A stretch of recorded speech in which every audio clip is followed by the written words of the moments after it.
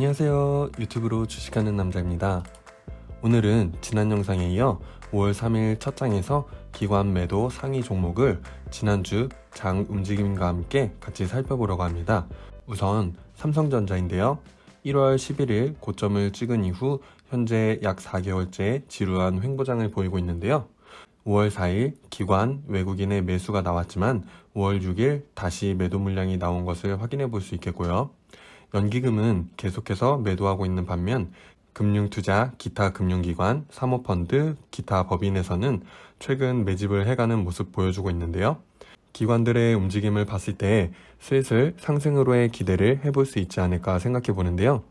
현재 주봉 차트상으로는 봉이 빨간색 중기 이평선을 밑으로 내려왔지만 저가 81,000원을 지켜주며 반등 이후 빨간색 이평선의 저항을 맞고 살짝 내려온 모습 확인해 볼 수 있는데요. 제 개인적으로는 주봉 차트상으로 봤을 땐 아직 좀 더 지켜봐야 하지 않을까 생각되는데요. 일봉 차트상으로 봤을 때에는 긴 횡보장 이후 노란색 121선 장기 이평선까지 모든 이평선들이 하나로 수렴해가는 모습 보여주고 있는데요. 이평선들이 하나로 수렴되었을 때 상승 혹은 하락으로 전환하는 모습 보여줄 텐데요.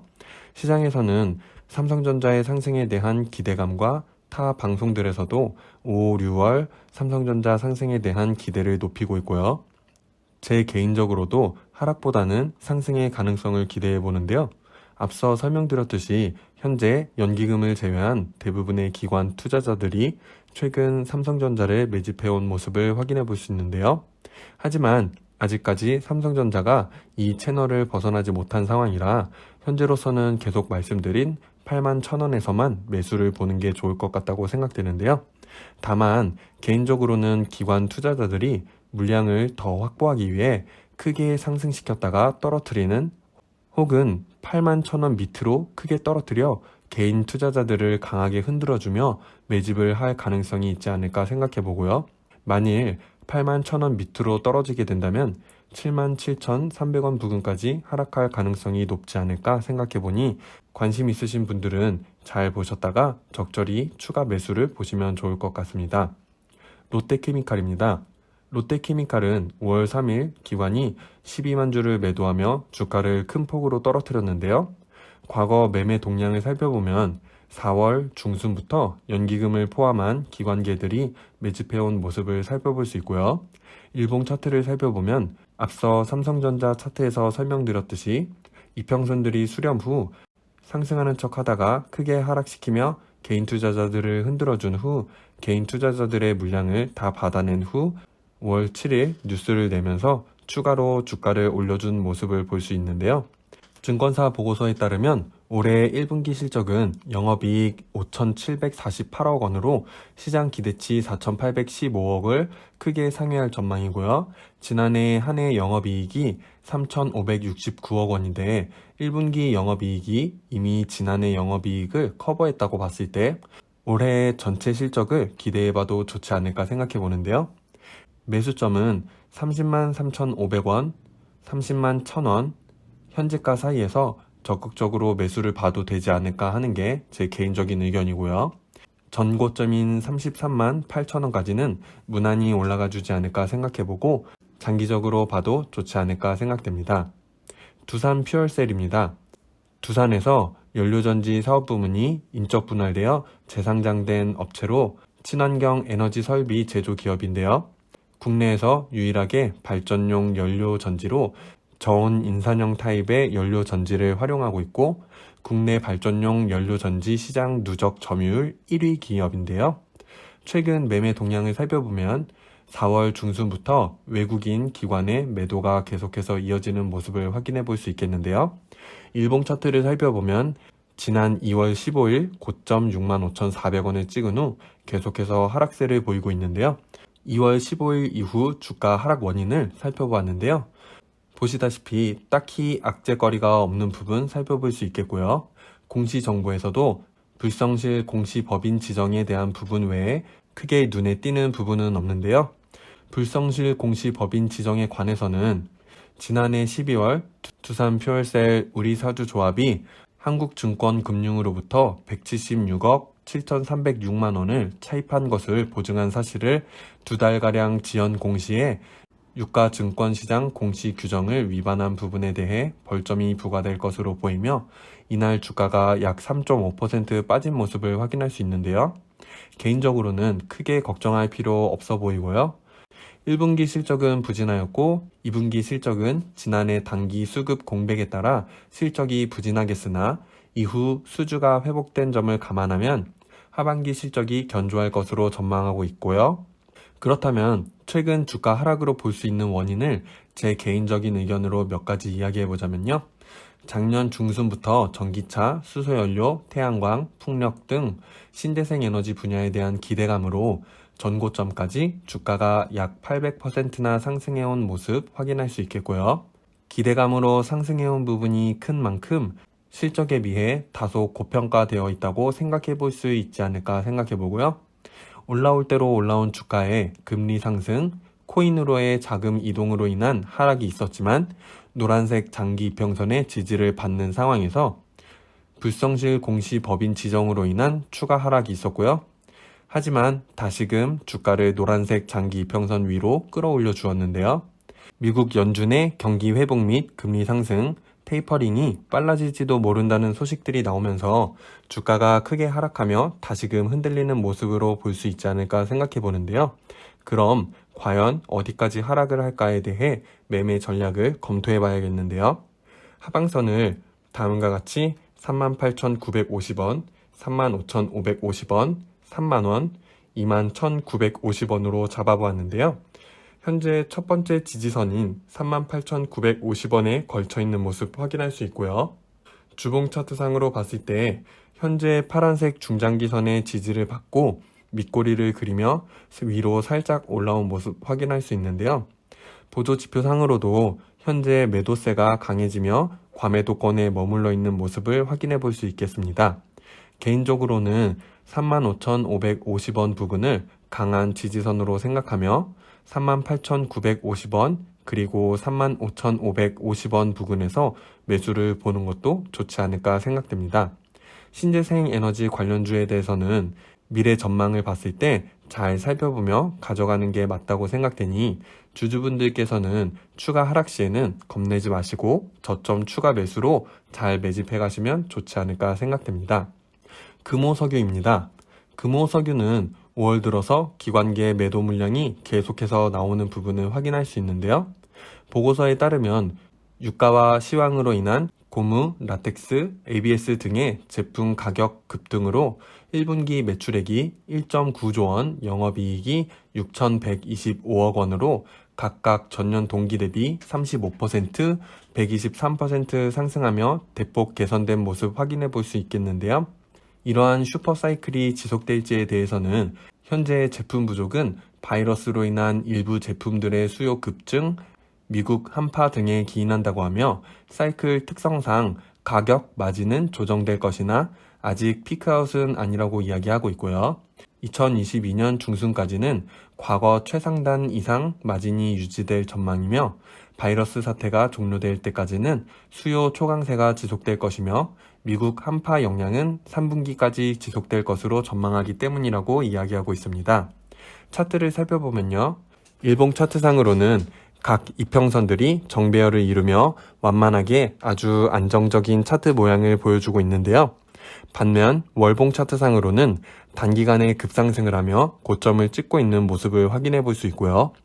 과거 차트의 움직임을 보았을 때 이렇게 그리고 이와 같이 급상승 후 급하락의 모습을 보이고 있기 때문에 3분기까지는 주가 흐름을 좋게 전망하더라도 현재 급상승 후에 밸류에이션에서는 또다시 급하락의 가능성을 어느 정도는 고려해 봐야 하지 않을까 하는 게 제 개인적인 생각이고요.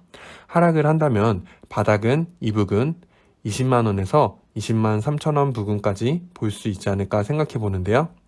현재 일봉 차트상으로는 매우 좋은 모습 보여주고 있으니 3분기까지 잘 지켜봐도 좋지 않을까 생각되지만 금호석유의 비중이 많으신 분들은 적절히 비중을 조절해가며 가져가시는 것도 좋지 않을까 생각해 봅니다.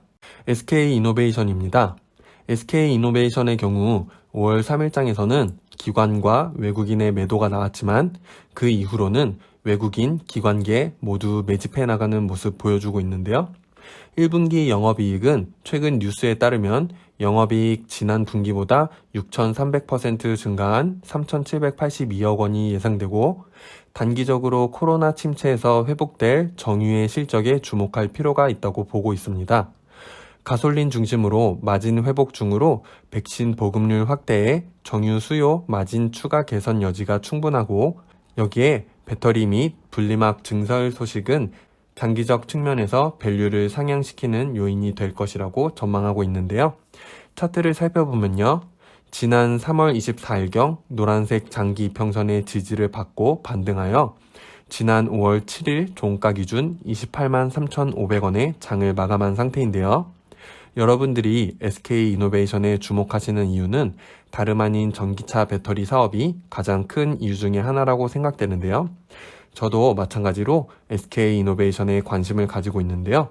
SK이노베이션 배터리에 대해서는 많은 일들이 있었지만 LG화학과의 소송 문제도 해결되었고 전기차 시장에서 필수 요소인 배터리 사업에서 LG화학과 SK이노베이션의 파우치형 배터리가 각형이나 원통형보다 장점이 많다고 생각되며 주의 깊게 관찰하고 있는데요. 제 경우 8월 19일에 16만 6천 원에 소량 매수하여 지난 1월 29일 28만 5천 원에 매도하여 약 70%의 수익을 낸 후에 3월 2일 26만 7,500원에 정찰병으로 재진입하였고요. 3월 24일 20만 3,500원에 매수, 3월 29일 20만 5천 원에 추가 매수하여 현재 평당가 21만 9,875원으로 약 28% 정도 수익을 내고 있는 중인데요. SK이노베이션은 장기적으로 매매 활동을 하며 전기차 종목과 함께 지속적인 투자를 할 생각입니다. 전기차 관련주는 앞서 이야기한 신재생 관련주와 마찬가지로 전기차 보급률이 어느 정도 선까지 오기 전까지는 계속해서 기업 분석을 하며 투자해 나가면 좋을 것으로 생각되고요. 현재 주가 흐름을 보아서는 19만 원대는 다시 오기 힘들지 않을까 생각되며 다음 주 월요일 장이 28만 4천 원 위에서 시작하여 28만 4천 원 위에서 장을 마감해주면 베스트가 되지 않을까 생각해 보고요. 매수점으로는 적극적으로 본다면 28만 4천 원, 그 밑으로는 26만 8천 원, 25만 2천 원, 22만 8천 원까지 볼 수 있지 않을까 생각되는데요. 개인적으로는 22만 8천 원까지는 내려오지 않을 것 같고 만약 25만 2천 원까지 내려와 준다면 좋은 매수점이 되지 않을까 생각됩니다. 삼성물산입니다. 삼성물산의 경우 5월 들어 기관계가 매도세를 보이다가 지난 금요일장에 매수가 들어오며 장을 마감하였는데요. 보고서에 따르면 건설사업은 건축 경기 활성화와 내부 수요로 견고한 실적을 원자재 가격 상승과 수요 증가로 상사 실적 개선을 전망하였고 코로나의 영향으로 부진했던 레저 패션은 지속적인 코로나의 영향을 받겠고요. 시금 사업부는 비교적 견조했으나 성장성은 제한적으로 전망하며 투자 의견 매수 목표가 18만 원을 제시하였는데요. 차트를 살펴보면요. 지난주 13만 4,500원에 장을 마감한 모습 볼 수 있겠는데요. 하방선은 13만 1,000원, 그 아래의 12만 8천원이 현재로서 볼 수 있는 상당히 좋은 매수 자리가 되지 않을까 조심스럽게 생각해 봅니다. 마지막으로 한국가스공사인데요. 한국가스공사의 경우 올 2월 이후 연기금이 계속 매집해온 종목 중에 하나인데요. 보시다시피 계속해서 매집해온 모습을 확인해 볼 수 있겠는데요. 메리츠 증권에서 발간한 최근 보고서에 따르면 최근 주가 하락 원인을 MSCI 편출 리스크인 것으로 해석하고 있는데요. 동사는 유동 시가총액 하락으로 편출 유력 대상으로 거론 중에 공매도 재개가 해당 리스크를 부각시키는 요소로 작용하였고 차입 공매도 물량은 4월 한 달 약 2만 6천 주였으나 5월 3일에 10만 7천 주로 크게 상승한 부분을 언급하고 있습니다. 기타 이슈로는 발전용 공급비 조정 및 수소 사업 계획 발표 지연 등으로 보고 있다고 하는데요. 1분기 별도 영업이익을 1,800에서 2,000억 원 악화시키지만 그만큼 2, 3분기 영업이익을 상승시키므로 연간 이익에는 크게 영향이 없을 것으로 보고 있고 수소사업 계획 발표 지연은 구조적인 원인에 따른 것은 아니며 오히려 수소사업 영역 확장 과정에서 계획이 덧붙여지며 발표 시기가 지연되는 것으로 추정된다고 하니 발표 시 주가 상승 모멘텀으로 작용할 것으로 전망하고 있습니다. 또한 5월 12일 MSCI 편출 리스크 해소 이후 긍정적인 접근이 유효하다고 보고 있습니다. 먼저 주봉 차트를 살펴보면 지난 10월 이후 초록색 단기 이평선이 빨간색 중기 이평선 아래로 하락 없이 견조하게 파란색 중장기 이평선을 뚫고 상승해오는 모습을 보이며 현재 노란색 장기 이평선의 저항을 맞고 하락하였지만 밑에 긴 꼬리를 형성하며 버티고 있는 모습 확인해 볼 수 있겠는데요. 일봉 차트상으로도 수렴 후 상승하는가 싶더니 4월 30일 고점을 찍고 5월 공매도 시작으로 인한 하락이 일시적으로 나왔지만 이내 반등하여 노란색 장기 이평선 위로 올라온 모습 확인해 볼 수 있는데요. 5월 이후 공매도량을 살펴보면 확실히 공매도 수량이 증가한 모습 확인해 볼 수 있겠고요. 5월 7일 기준 공매도 잔량이 많이 빠진 상태이지만 아직도 5월 이전에 비하면 다소 많은 양이 남아있는 것을 볼 수 있는데요.